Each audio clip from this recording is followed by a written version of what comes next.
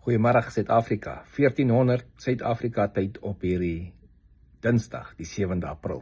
Ek is Monay Botha, Koppel TV korrespondent, lewendig uit Nashville uit. En ons gaan voort met vandag se plan van die Iran-oorlog. So ons is nou diep in Twilight Zone. Ons is nou diep besig met sielkundige oorlogvoering vandag.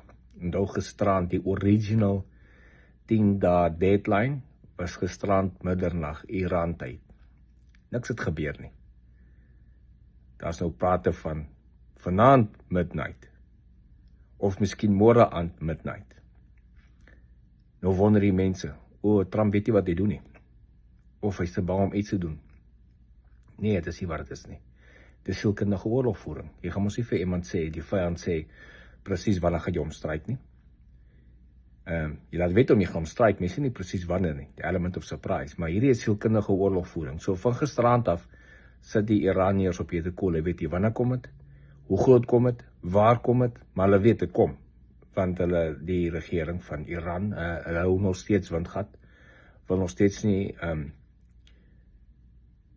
sit down en talk nie. Hulle praat, daar is groot samesprekings. Gister het die ambassadeur van Iran wat in Pakistan is, het gaan onderhoude voer en beplanning maak met die Pakistaniërs wat toetree of intree as die bemiddelaars. Maar hier is groot dinge aan die broei. So, en baie goed agter die skerms weet ons nie van nie. So ons weet nie presies wat gaan in die onderhandelings aan nie. Al wat ek vir jou kan sê, hierdie is sielkundige oorlogvoering. Daai groot stryk wat in die Amerikaanse weermag beplan, is nog steeds op die tafel. Wanneer dit kom, is die prerogatief van president Trump om te besluit stryk of wag, en dit is daai sielkundige oorlogvoering deel wat so suksesvol altyd werk. Ons het in Angola ook gebruik toe ek in Angola was. Die Faplas het nooit geweet wanneer kom. Hulle het geweet ons kom. Hulle het nie geweet wanneer en van waar, van wat se rigting af nie. So, dink vir jouself, as jy nou ingegrou is in 'n plek, soos wat Iran nou, hulle wag 'n groot stryk, maar hulle weet nie waar en wanneer nie. Jy slaap nie. Dis moeilik om te slaap, is moeilik om bed toe te gaan en te gaan afsit en slaap, as jy weet, hier kom iets groots en jy weet nie wanneer tref het en waar het gaan tref nie. So, jy is heeltyd op jou hoede om te sien wat aangaan, sodat jy kan sien waar kan jy retaliate, terugfight of miskien jouself verdedig. Dis wat op die oomblik in die gang is.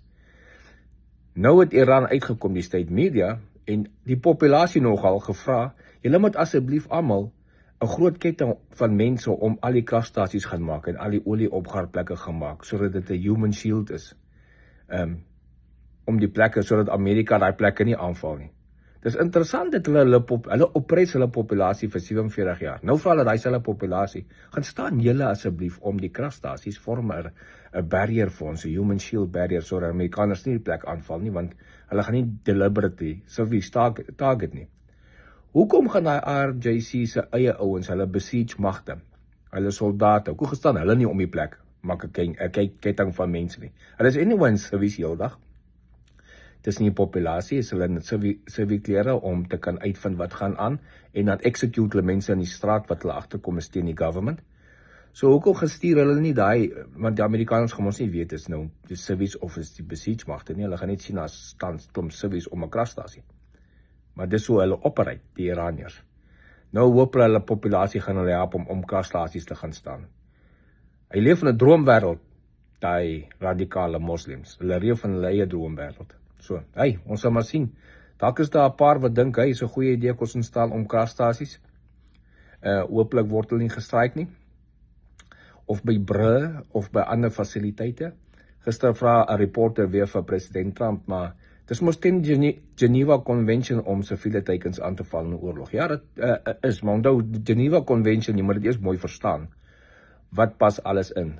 Sekere goeders is teen die Geneva Convention. Ander siviele plekke soos kragstasies, as jy daai kragstasies se krag gebruik om jou war machine te dryf, is dit nie 'n siviele teiken meer nie, dan is dit 'n war teiken, dan kan jy hom attack, no problem.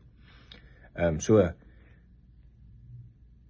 die mense wat dink, kragstasies of olieopgaarplekke of so te tref, in Iran is 'n war crime. Daai mense verstaan nie die law of war regtig mooi nie. Dit is nie. Want dit word tans gebruik om hulle war machine te dryf. So dit is nou vir nou. Ons hou maar dop die volgende paar ure wat loop. So midnight vanaand Iran tyd is miskien 'n punt wat iets gaan gebeur, miskien nie. Dalk word dit nog uitgestel. Die ding is met sielkundige oorlogvoering, jy hou hulle in 'n draaitjie, laat hulle heeltyd dink, jy confuse hulle die hele tyd en dis wat op die oomblik aan die gang is. So hopelik kom hulle tevore, praat uit. Anders is dit maar jammer te vir hulle.